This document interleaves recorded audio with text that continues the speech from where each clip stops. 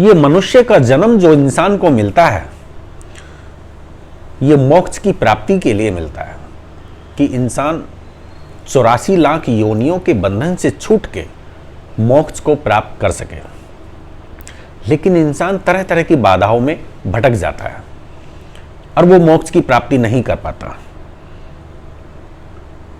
और मोक्ष की प्राप्ति करना ऐसा कोई जरूरी नहीं है कि मतलब माया को छोड़ना है, मोह को छोड़ना है। ये सब बेकार की बातें हैं। मैं ये नहीं कहता कि ये किताबों में गलत लिखा हुआ है या वेदों में गलत लिखा हुआ है, सही लिखा हुआ है।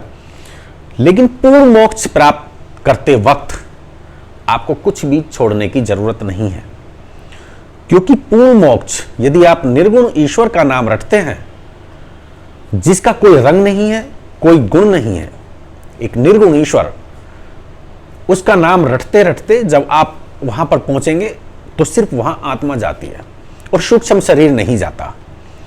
और जहां सूक्ष्म शरीर जाता ही नहीं है तो वहां पर कुछ भी आपको छोड़ने की जरूरत नहीं है, सिर्फ एक मांस खाने के अलावा।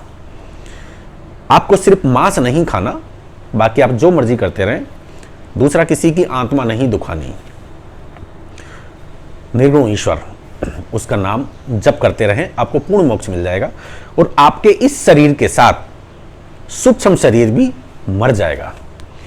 लेकिन मोक्ष पाने से पहले, मोक्ष पाने से जरूरी है इस जीवन का सुखी बनाना, क्योंकि ये जीवन सुखी है तो हम मोक्ष की प्राप्ति बड़े आराम से कर सकते हैं। और जब जीवन ही दुखी है तो मोक्ष को प्राप्त करने में बहुत सारी कठिनाइयां आती हैं। इसलिए यदि आपकी कोई समस्या है, आपका काम नहीं चल रहा है, या आपके शारीरिक कोई बीमारी है, या मानसिक टेंशन है, कोई भी समस्या के लिए आप हमसे संपर्क कर सकते हैं, फोन कर सकते हैं, कमेंट भी कर सकते हैं। और निर्गुण ईश्वर तक पहुंचने का रास्ता आप हमसे पा सकते हैं आत्मज्ञान के जरिए। एक आत्मज्ञान ही एक ऐसा ज्ञान है जिसके जरिए आप निर्गुण ईश्वर को प्राप्त कर सकते हो। वरना आप यहीं किताबों में अटक के रह जाओगे, सत्संगों में अटक के रह जाओगे और सतलोक तक का ही आपको ज्ञान मिलेगा और आगे का रास्ता नहीं मिल पाएगा। एक सिर्फ जरिया आत्मज्ञान ही है जहां आप निर्गुण ईश्वर को प्राप्त कर सकते हो, पूर्ण मोक्ष जिसे कहते हैं, पूर्ण मोक्ष प्राप्त कर सकते हो। तो इसलिए कोई भी समस्या के लिए आप हमसे संपर्क कर सकते हैं।